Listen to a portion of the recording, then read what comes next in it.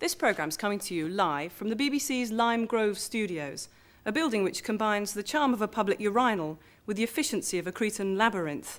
It's just one of a scattered collection of disparate buildings which composes the BBC's architectural heritage, such as it is. Now, a new corporate headquarters is rising on the former site of the White City dog track in West London. But will its purpose-built anonymity tell us anything more about the current state of the BBC than does the existing assortment? How should such an important cultural institution be represented by its architecture? Writer and architectural critic Jonathan Meades has been investigating what its buildings say about your BBC.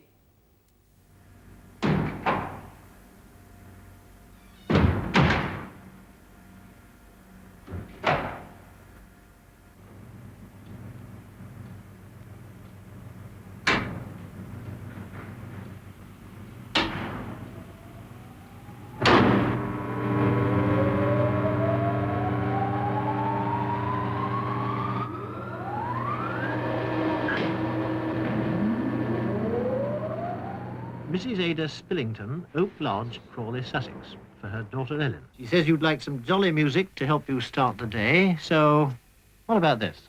For an organisation whose business is communication, the BBC's buildings are bizarrely mute.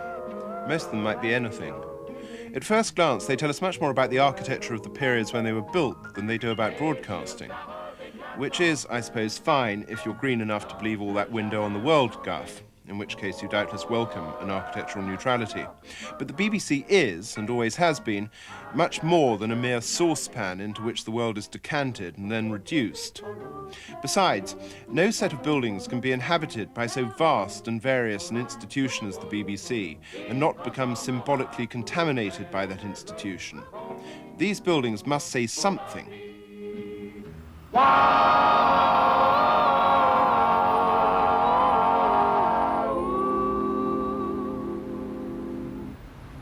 Bush House is the home of the World Service, the East European Service, the African Service, and so on.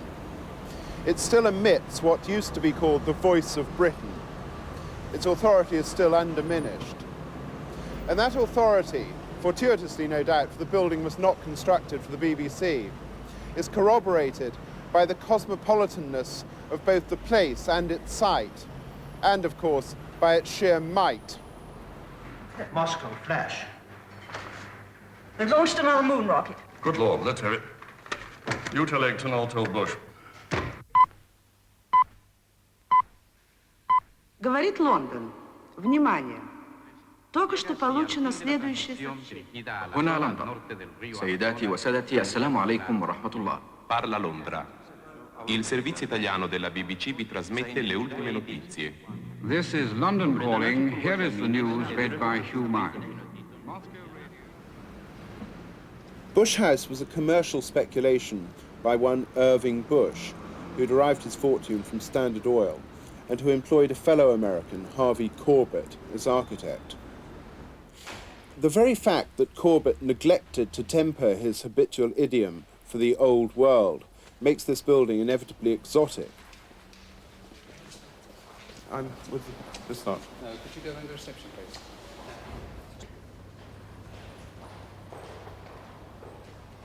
There are other examples of this sort of style in London. The Scot John Burnet could do this stuff, and so could John Joas. It belongs to the last great epoch of commercial monumentality, the last period before our current decade when opulence was not considered vulgar. But what really makes Bush House is its peculiar location. Kingsway is one of the rare streets in central London that looks as though it actually belongs to a major city. It is urban in the grand manner, and Bush House blocks it. This chunk of Minneapolis or Philadelphia is not quite true to the axis of Kingsway. This is deliberate. It allows light to play on the relief of the grandiose facade. It emphasizes the third dimension. This is a simple trick to achieve architectural authority.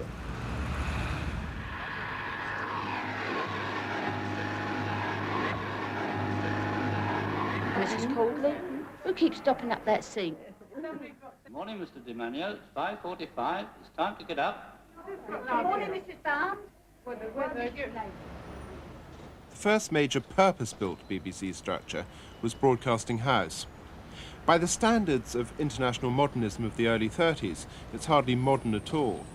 But this is probably why it's worn so well. It belongs to no narrow school. Indeed, in its mixture of motifs and its heavy-handed legibility, it has more in common with the eclecticism of the Edwardians or of today's, whatever they are, postmodernists or wits or mix-and-match boys. And it did, importantly, establish the BBC practice of employing minor league architects for its major league buildings. Compare this with, say, Beaverbrook, who commissioned the great Owen Williams to design the Daily Express buildings in Fleet Street in Manchester. The exterior of Broadcasting House alludes to liners. This was a common enough and harmlessly whimsical habit of the time. There was a moment when every building was designed to look as though it was going somewhere. Such suggestions of movement are appropriate, though, in a building that transmits noises across thousands of miles. More appropriate than in, say, a blanket factory. What, however, is peculiar to Broadcasting House is the sheer multitude of different things it announces itself as being. We're the men who thrill the nation with an Oxford intonation. We announce the programs at the NBG.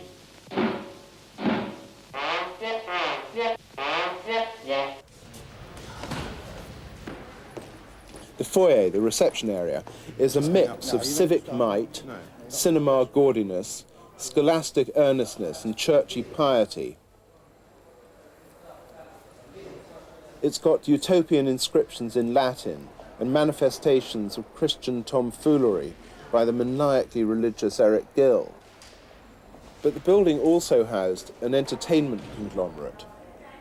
And the attempt to express earnestness in what would now be called an accessible way is the breeding ground of kitsch, which is only worthy of the name when the artist can't see the gulf between what he's trying to convey and the means by which he's conveying it.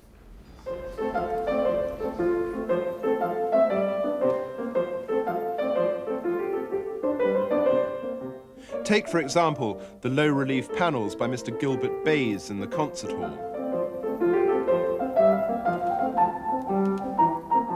Apart from this, the concert hall is merely funny. There's a highly overwrought iron screen above the organ, which is the triumph of craft over art, and there are doors shaped like coffins for performers who died.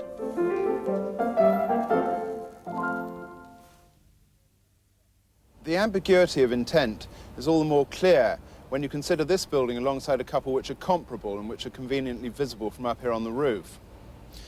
The Senate House of London University is contemporary with Broadcasting House, but it's far, far more authoritative.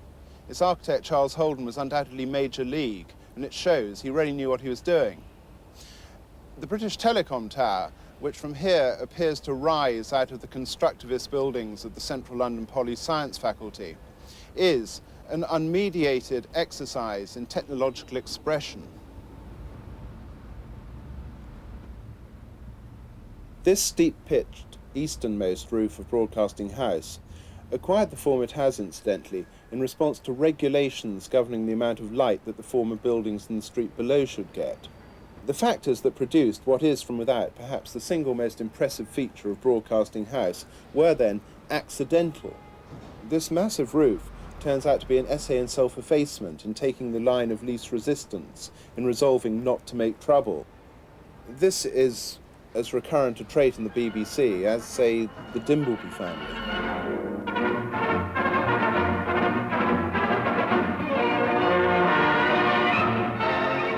Now, the British bit in the British Broadcasting Corporation.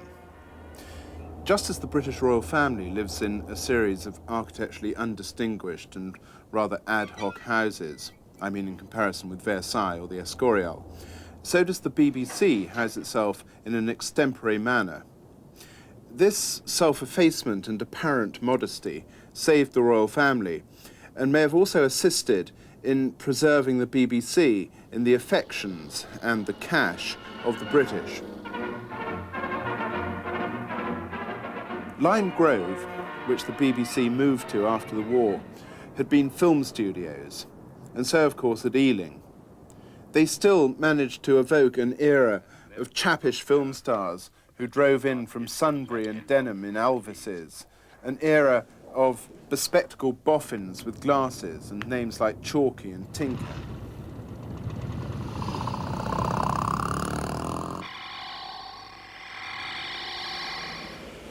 Raffles College, Singapore, flats for the borough of St Pancras, small additions to Corpus Christi, Cambridge, Birmingham Aerodrome. These were some of the previous works of the architect Graham Dorbarn, who got the job of designing the new television centre in Wood Lane, Shepherd's Bush in the late 1940s. By the time the building was complete in 1960, it was already stylistically dated, not that that matters now. It is one of the major extant outings in the Festival of Britain style, which was deliberately gay, rather sprightly, and less studiously rectilinear than the first generation of British modernism.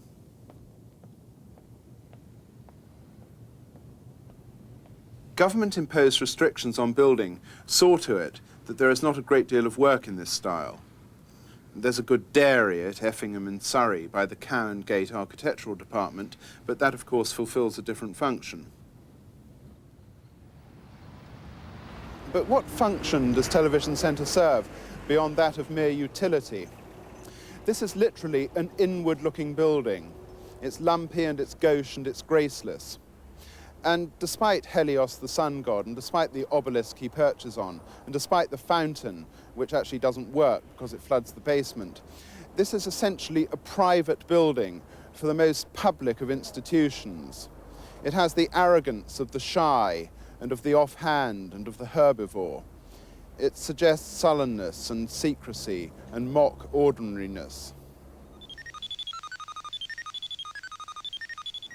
Just to the north of Television Centre is the site of the former White City Stadium, on which, throughout the 90s, will rise the serial phases of the new BBC complex.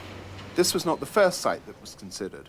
The old Langham Hotel opposite Broadcasting House was originally to have been demolished to make way for a new broadcasting centre and corporate HQ by Norman Foster, architect of, inter alia, the marvellous Willis Faber Dumas building in Ipswich and the rather less marvellous Sainsbury Centre at Norwich. Sceptics could see trouble brewing. Foster has not merely confined himself to East Anglia. He's the architect of the Hong Kong and Shanghai Bank. He is defiantly not minor league. As it happened, it was the site that allegedly decided the matter. The old dog track at the White City came up for sale, and the low costs involved, even given the massive payment in fees to Foster, proved irresistible. But that still doesn't account for what eventually happened. The idea of a major league architect was flushed down the Carsey. Not only that, the idea of a minor league architect went the same way too. The BBC opted for a design and build package, which, astonishingly, left the choice of architect to the contracted builders, an outfit called Balfour Beatty, who, in their wisdom, selected the firm of Scott Brownrigg Turner as architects. It has to be asked, is this method not an abnegation of responsibility by the BBC? Should not a major cultural institution be seen to be taking a lead in the crucial matter of our built surroundings? Or by passing on this one, is the BBC saying that it no longer regards itself as such an institution, but merely as a factory for programmes, a purveyor of airtime to the masses? It might be argued that programmes, product, is all that counts, and that vital resources should not be frittered away on fancy buildings. The answer to that is that good architecture costs no more than bad architecture. Further, and this I believe is the most important point, this site is game for absolutely anything. There's nothing to be scared of, and there's nothing to be in keeping with. It's carte blanche. It's rather like Wapping was. And there is, I believe, a good case to be made for the disjunction of utility and facade. By all means, let Scott Brownrigg and whoever get on with the donkey work, but bring in someone with imagination to do the facade, the face of this most public building. The BBC should take its cue from a couple of buildings near here, the Hoover factory and the Guinness factory. Both these advertise their wares and they advertise themselves. And after deregulation, the BBC is going to have to advertise itself thus, rather than hide beneath a blanket of architectural banality. Well, that's the end of broadcasting for today in the BBC Light programme, with the exception of the shipping broadcast on 1500 metres. Good night to you all. Good night. That goes for you too, Bob. Don't forget to turn out the light. Goodbye.